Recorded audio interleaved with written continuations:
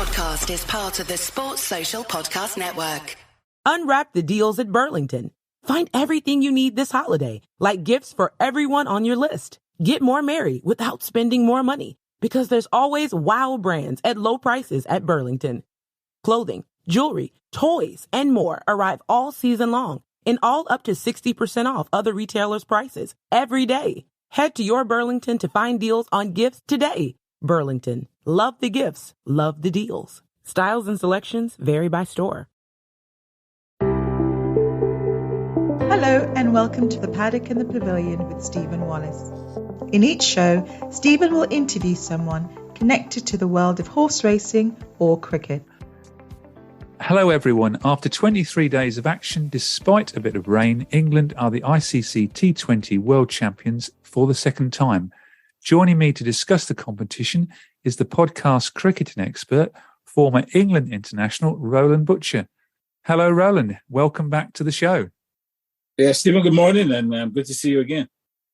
How are you? You've been busy. I know you went to the Lord's Museum yesterday to see some superb photos by Tom Shaw. Yes, obviously the Black Cricketers exhibition has been at Lord's now for perhaps a month or so. Yesterday, I got the first opportunity to go and see it. I had a meeting at Lord's, so I took the opportunity to go and have a look for myself.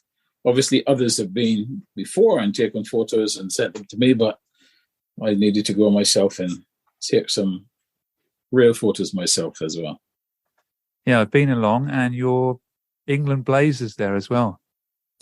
Yeah, my England blazer, also my England tracksuit as part of the exhibition, which I loaned the exhibition. So no, it was very nice, and obviously yourself went.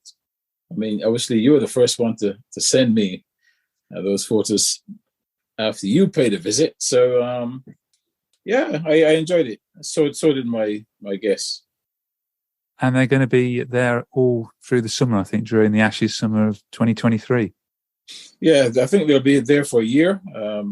Started obviously in October, which is at the end of this cricketing season. So, obviously next summer with the Australians here and obviously plenty of cricket at Lord's, I think it would be a good opportunity really for people when they go to Lord's to see what is there. And they've done a good job. Yes, and Tom Shaw, he was on this podcast, it was quite a long time ago now, over 12 months ago, but listeners might want to go back and listen to Tom Shaw on the podcast. But today we're going to talk about the ICC T20 World Cup. We're going to cover the final, why England won the event, look at some of the other teams, talk about the West Indies failings, and ask you to look into your crystal ball and give a prediction for the 2024 T20 World Cup. But before we move on to the final, I just wanted to get your overall thoughts of the whole competition. We certainly had plenty of shocks. I think you're absolutely right. The competition was such that, the shocks started even in the qualifying periods. As you would know, West Indies lost to both Scotland and Ireland, which meant they didn't really make the playoffs. That was quite disappointing, but I guess it was also, from a cricketing point of view, that was the first set of shocks. And then obviously during the games, you had some other shocks as well. So I think overall, I would say some of the smaller so-called nations did their cause a lot of good by beating some decent teams and advancing.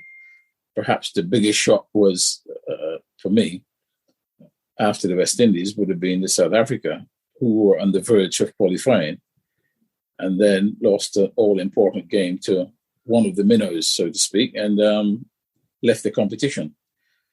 Apart from that, as you know, the weather was at times not great. A lot of weather interference, which is pretty unusual for Australia, but apparently, I've been talking to other people in Australia, and throughout Australia, I think they've had some pretty awful weather.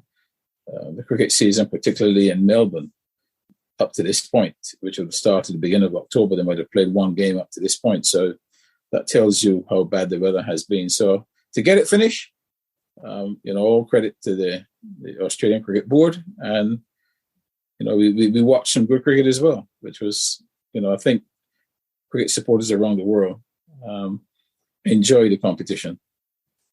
And was 2022 more of a test for the batsmen, and the toss wasn't as important, was it? No, I think obviously, as you know, we had the last one in the UAE, which the toss played a big part in the games. Here didn't play that much a part, I guess, apart from the ones that were had to go down to Duckworth-Lewis. But apart from that, as you know, you get good pitches in Australia, so the scores were on the low side this time, and I think that may have been because of the inclement weather that you were getting throughout the season. But I think I would have expected a normal Australian summer. I think there'd be more runs scored. Well, let's talk about the final, a repeat of the 1992 50-over final, which England lost to Pakistan. Pakistan won 3-7 for 7, England won 3-8 for 5, winning by 5 wickets. But were you sitting comfortably as a former England player when we were 84 for 4? Well, that's the early part of the game when England were batting after the start that they got. I felt England were very much in the box seat, but you had to credit the recovery by Pakistan, because after that start, really, Pakistan should not have been back. They should not go back in the game because themselves, they didn't score enough runs. Really, they had England on the ropes, really, and the deciding factor for me was that period between over number 14 and 16 in the Pakistan innings, where when Pakistan should have been, they had plenty of wickets in hand. Instead of increasing the run rate, their run rate was absolutely appalling for the last 6 overs. I don't know if you've got the stats, but if you check the stats, you'll find that in the last 6 overs, they scored hardly any runs. And I think you probably will find that they hit one boundary during that period. So for me, that's really where they lost the game. I always felt this game was going to be a tough one for England because it was the best bowling side against the best batting side. And because the conditions in Australia, this particular series, has been a little bit helpful as well to the bowlers, I felt that gave Pakistan a very good chance if they could put a total on the board. If they got another 20 runs, which they should have done from the position they were in, I think they would have won that game because of their bowling attack. But they fought back and they made England fight. And at the end, really, if Ben Stokes didn't play that well, again, Pakistan could still have won the game.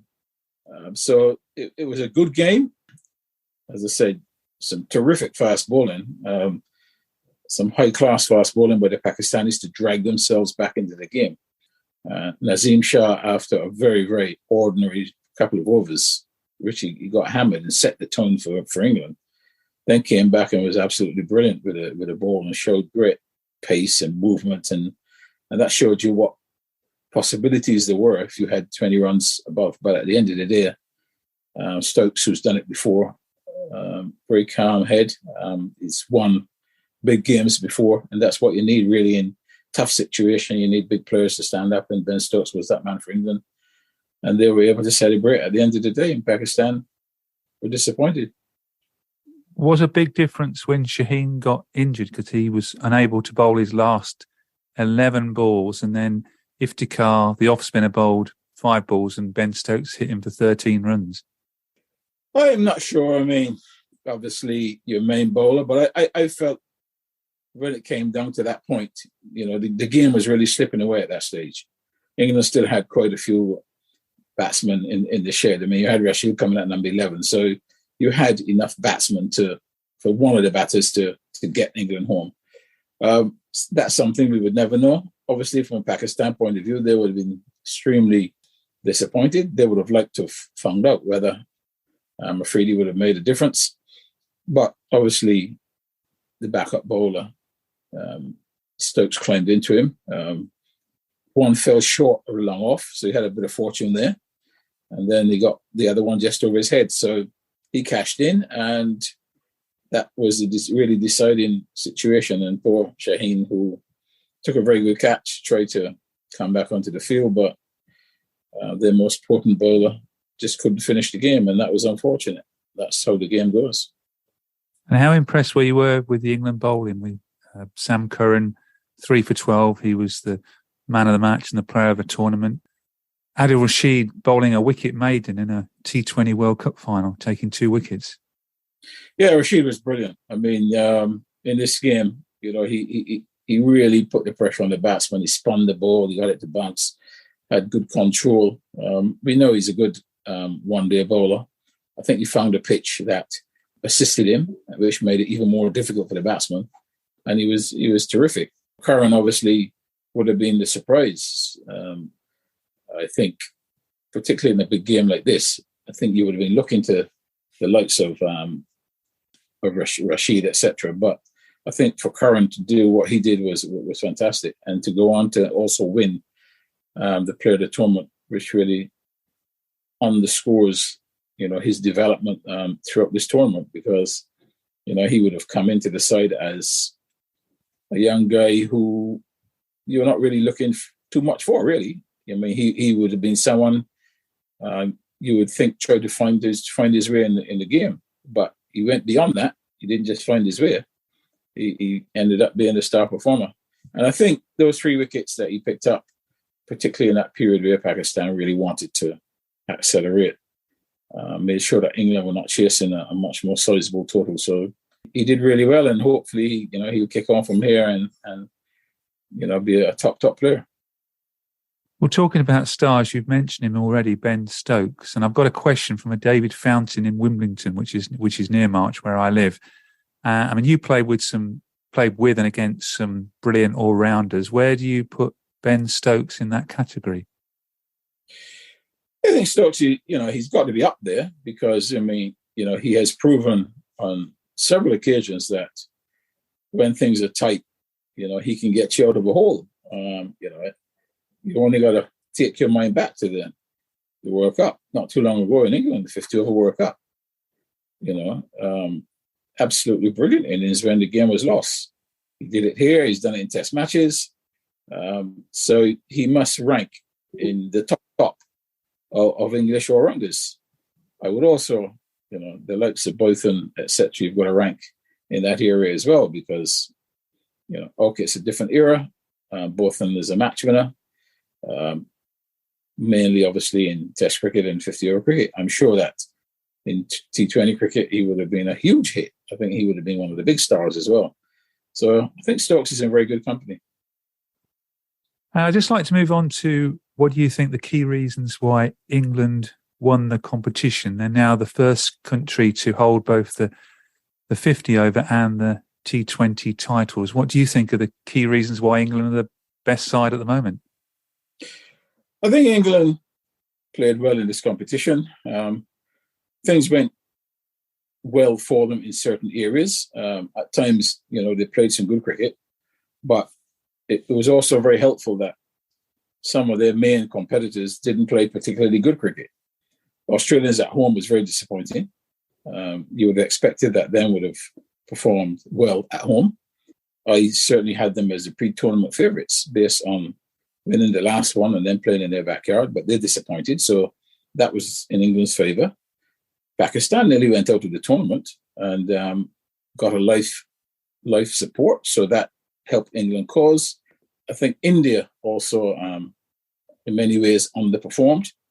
And at the end of the day, England's aggressive nature, which they played all throughout the tournament, it didn't work all the time, got them over the line. But I think it was a combination of England playing well and a lot of the big sides playing below par as well.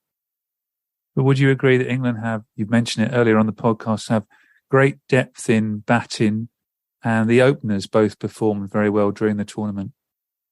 I think throughout the tournament, you would say that England had as I said before, the best batting team in the tournament. Pakistan, as I said, had the best bowling.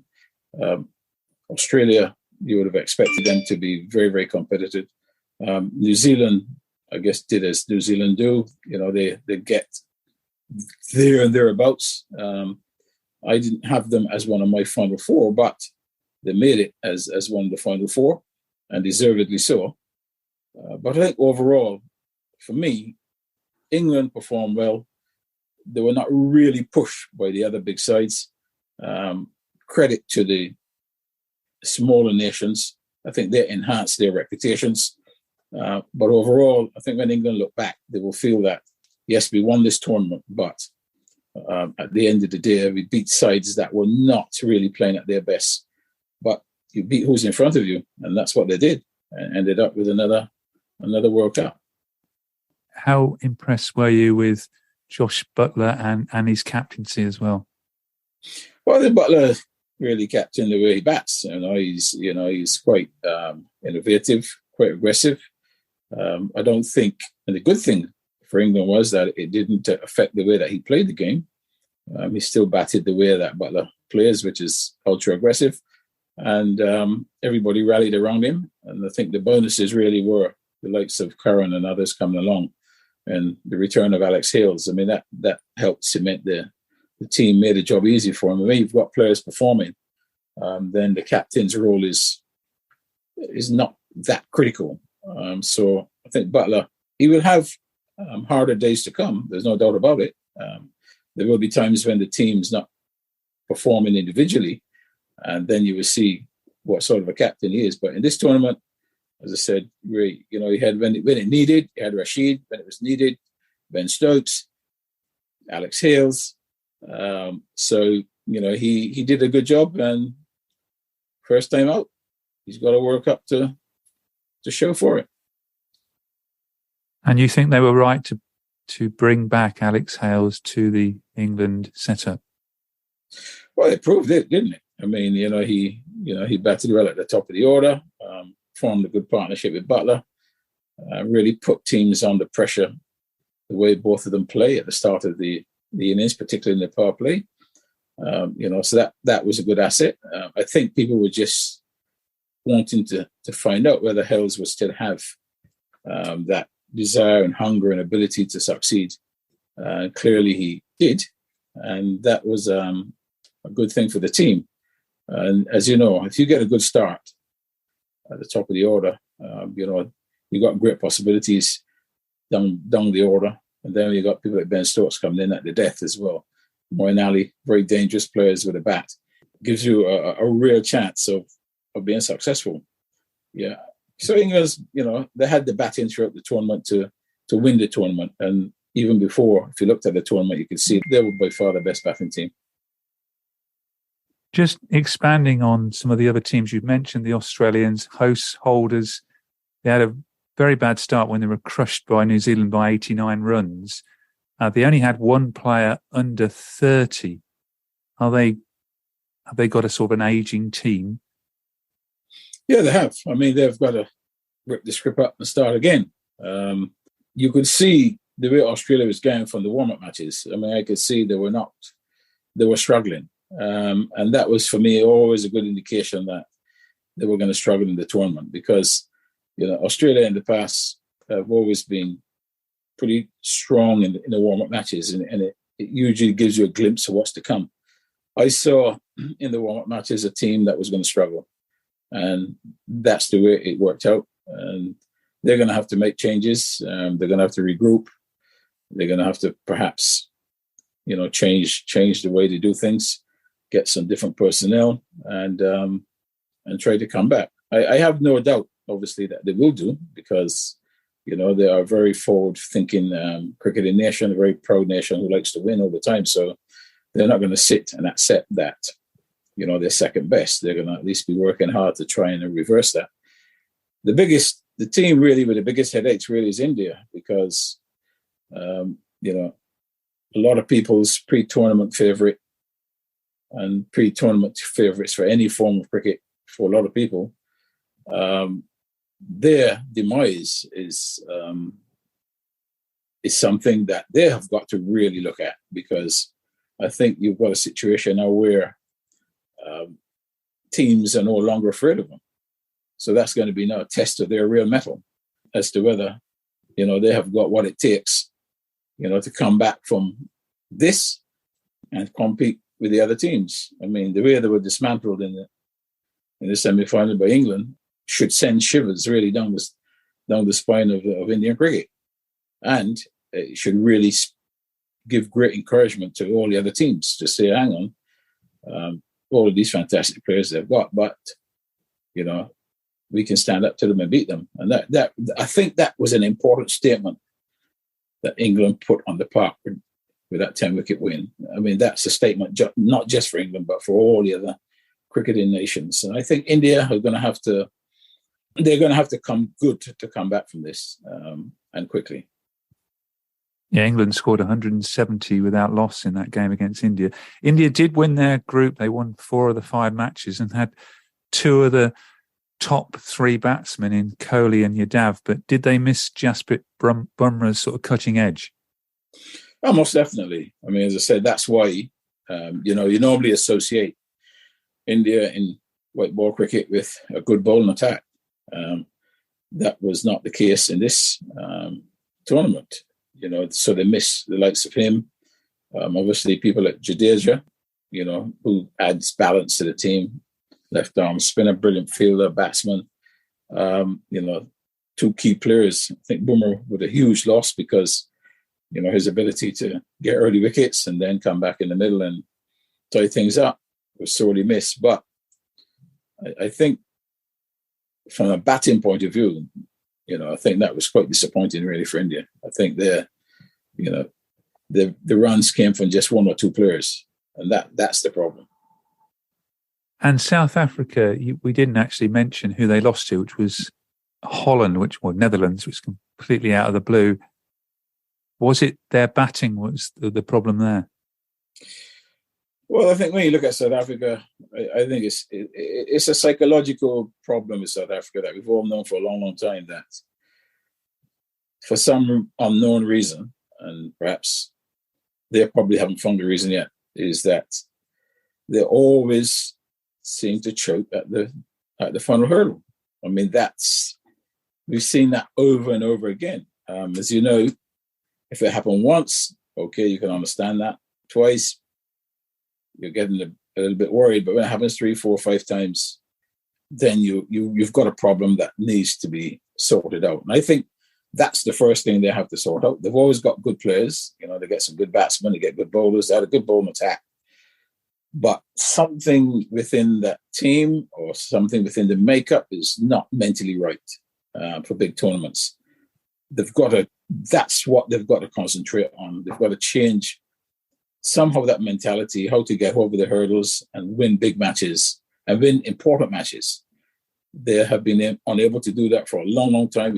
If you go back the number of World Cups they've played in, and you've seen just how they have folded at the final hurdle, to tell you that there is a psychological problem within their cricketing makeup.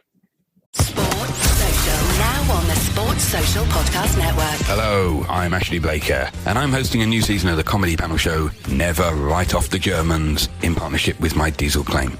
Join me and my esteemed comedy guests as we discuss all that's ridiculous with the greatest show on earth this winter in a host nation with domestic football equivalent to the Isthmian League South. We'll guide you through the tournament, covering everything that's funny with the countries taking part, whether you're a die-hard fan or an occasional bandwagon jumper just supporting your home nation until they're embarrassingly knocked out by Iran. Listen on the Sports Social Podcast Network or wherever you get your podcasts, but remember, never write off the Germans. One team, dual winners of the competition 2012 and 2016, who clearly underperformed, were the West Indies. And I have one person who'd like to know about this is John the Dentist Maynard, who I still keep in touch with. He's still busy coaching at Newmarket Cricket Club on a Saturday morning between 9 and 4. I've got your plug in there, John. What happened to the West Indies, Roland? Well, I think if John has been following the West Indies, I think John would know fully well what happened to the West Indies. I don't think at any stage you would have expected West Indies to have won this tournament or to be even competitive in the tournament. I think what you didn't see was you thought at least they would get out of the qualifying group. You know, you would imagine that Zimbabwe had been playing some good cricket, so you would have imagined that Zimbabwe and West Indies would have got out of that group. I don't think anybody imagined that what took place in the group was going to happen. But I never ever felt that West Indies had a strong enough team at this moment in time to win that competition against established teams, so like India, England, Australia, etc., etc. John, there's a lot of work to be done, as you would know. Really, as I know, there's another World Cup next year, so it doesn't give a lot of time, but I think it's going to really take more than a year, to turn the fortunes of West Indies cricket around. We've got a tremendous amount of work to do, and we've got to get ahead with it. So is it a lack of quality? Because we've obviously changed from the old guard to the young guard. No Chris Gale, Andre Russell, Kieran Pollard, Bravo. Well, I mean, listen, it's inevitable that the time will come where, those changes have to be made. Australia are going to approach that point right now where a lot of those experienced players of the team are going to suddenly have to leave the team, and it will happen. And then there comes a period that, you struggle. I think for the West Indies right now is, we don't seem to have 2 or 3 excellent players still in the setup that can hold the team together. It's a case of all young players, and they may not be young in age, but they be young in experience. They're all pretty much in the same boat, all young players, fighting for survival. Now, when you're doing that against the best in the world, that's extremely difficult. Sometimes you need a bit of luck. You need to find a freak player sometime who just comes out to the woodwork and who is able to hold that together and allow the others to develop. We'll have to wait and see who that player is going to be, but we need a player right now to just appear from somewhere. Sometimes it's not always by design, but we need that type of player, just to galvanize the development of the others. But it's not going to be easy. It's going to be extremely difficult. Because back in January, they did beat England 3-2 in a T20 series. Kieran Pollard still leading the side then. Yeah, listen, at home, at the moment, the home form isn't bad. They're still competitive, even, particularly at the test match level. At home, they're giving people a run for their money. There's no question about that. I would like to see that, if we can get a stronger bowling attack, because I really believe that, bowlers win matches. If you've got an excellent bowling team, you don't have to score huge targets to win games. So really, at the end of the day, bowlers win matches. So at home, with the bowling, they're very, very competitive. What they've got to do now is, transfer that competitiveness overseas. And we haven't seen that for a while. And they've got 2 test matches coming up against Australia later on this month. I would expect that those are going to be very, very difficult test matches, but you're hoping for a couple of bright sparks to say, hang on, there's going to be a future here, but we'll have to wait and see, and also see what Australia's attitude is going to be towards the test matches. I believe the attitude is going to be, obviously, they want to go out there and win handsomely, because their test points at stake. They have picked pretty much a full squad. Full 13 for those test matches. So that signals their intentions. Just got to wait and see what happens on the park. Yeah, the Australians want to win for the World Test Championship points, with the final being at the Oval in 2023. Yeah, absolutely. I mean, obviously, they would like to feel that West Indies are a team down at the moment. They've just had a bad series themselves, so they need to get back some credibility with the public in Australia. So I would expect that they're going to come really hard at the West Indies and try to win those 2 matches. I've got a question for you now from Mariko Hill. She plays for Hong Kong. She's also part of the Fairbreak 11, and there will be a podcast shortly about the Fairbreak 11 tour of England, Scotland and Netherlands shortly. And she wanted to know, if you could be part of any team in the World Cup, which team would you like to play for and why? And you can't choose England. I can't choose England. I don't know what your fielding would be like now, but well, I mean, Mariko, at my age, I would definitely be a disability to the team, but especially on those big grounds in Australia at the MCG, yeah. I think trying to get the ball in from the boundary might be an issue. Might have to throw it 2 or 3 times, run and pick it up, and then get it in from there. But yeah, I mean, listen, I would love if I could obviously make a difference. You know, I would love to be part of a West Indies team, you know, and help them to, you know, to be a decent team. That's one scenario. Now, if I'm thinking of wanting to be with another team, I would say Pakistan, because I think, you know, Pakistan have got some terrific cricketers, very talented cricketers. But again, they're like South Africa. They fall at the last minute. So again, there's something missing there. I would like to be part of that team to help them to get over that situation. As you know, when you come to play against Pakistan, the first question you ask is which team is going to turn up today, right? If the real Pakistan turn up, they can be anybody. They can be any team. The problem is they don't turn up 2 days in a row. So I would want to be part of that team to help them to become the sort of a team that turns up on every occasion, not just occasionally. Because I think that the talent that they have as cricketers is very similar to what West Indies had in terms of batting and bowling. And of late, obviously, of course, their fielding has improved immensely. So again, I think I would be able to assist them in that area as well. Well, thank you very much for the question, Mariko. We'll have to look at Roland's strike rates to see where he'd fit in the current T20 era. But you could be the Misbah of the team, couldn't you? Well, a younger version, I guess. I would have to be in my youth. You mentioned there's a World Cup next year, it's 2023, which is the 50-over World Cup. We've then got a T20 World Cup again in 2024, which is being held in the Caribbean and the USA. Yeah. With your crystal ball in hand, you made a prediction for this particular T20 World Cup last year, and you came up with Australia. Who's going to win in 2 years' time?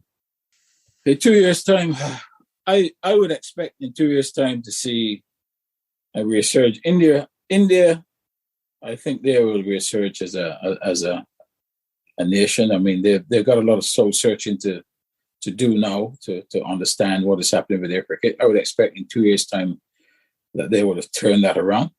I would hope that in 2 years' time that you would see a much more competitive and West Indies team and playing West Indies as well. So I would be looking at West Indies being very, very a tough opponent in that tournament. Obviously, Australia have got 2 years to fix their cricket as well. South Africa, again, is 2 years going to be enough for them to get to the point where they can win the tournament? Listen, I believe that just like the Football World Cup, the winners really only come from around a very small number of teams. And again, you know, it revolves around 3 or 4 teams always. And that's the same thing that happened here again. You know, it does, when you look at the Football World Cup, you know, there are only 6 or 7 teams that's ever won it in its entire history. So, you know, that tells you really that the majority of the teams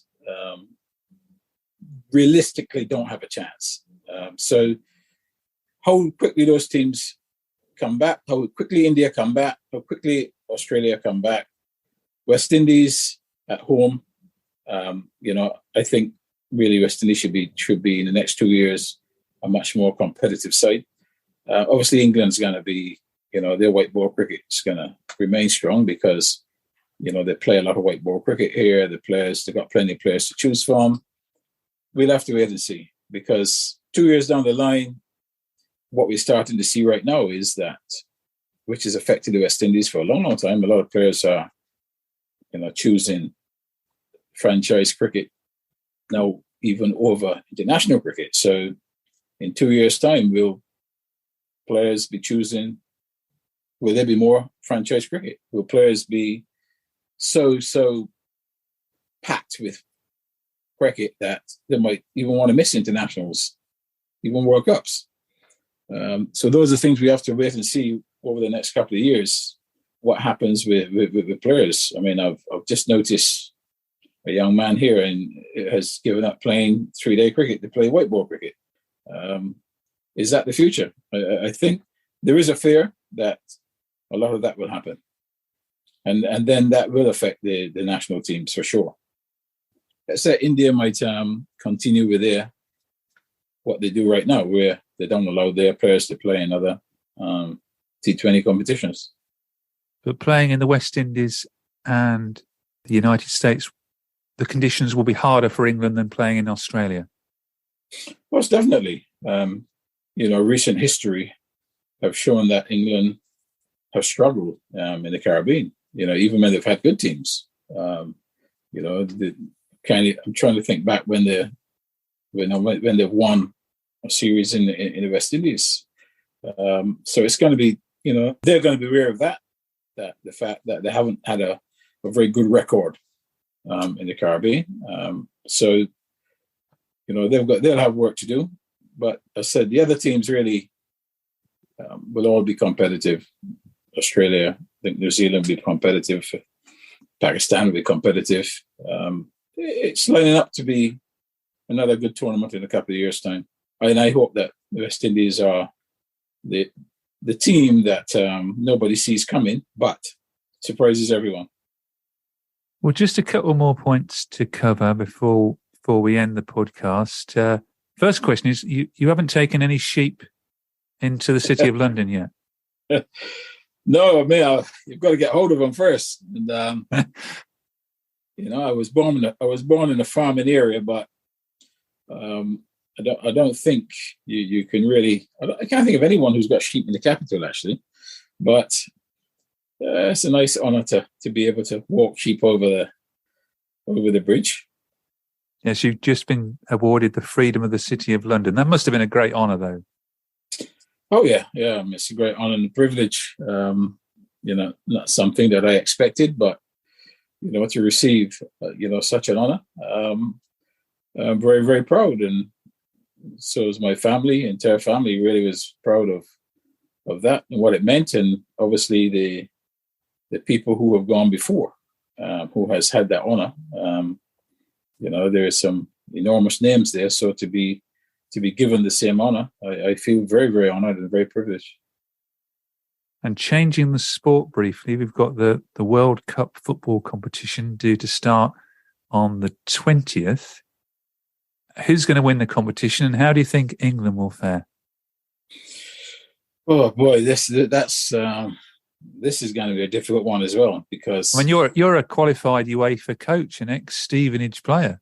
I am, but what I am not is I'm not 100% on playing in Qatar. I mean, it is how people can actually come to terms with playing football over there.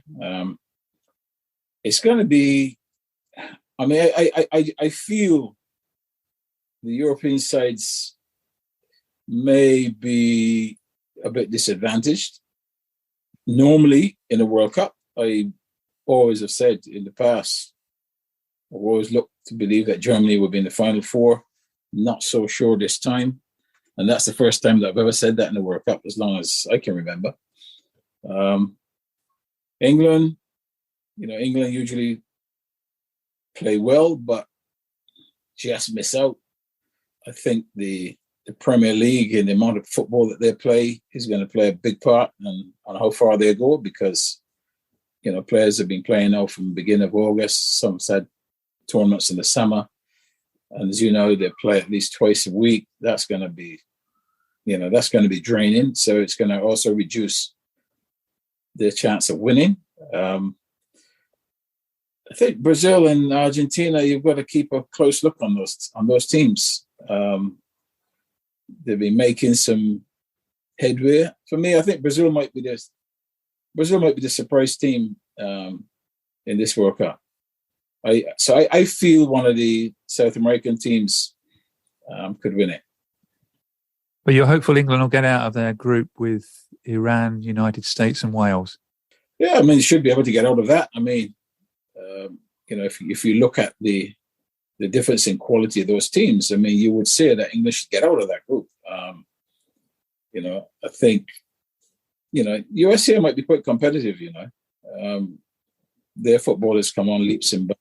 So, they're going to have to be careful with USA. And, Iran, I think, and those teams will be empowered to play. So it could be a tough group for England, but I would expect that England will get out of that group. If they don't get out of that group, then really they would not deserve to win the World Cup or to be fighting for the World Cup.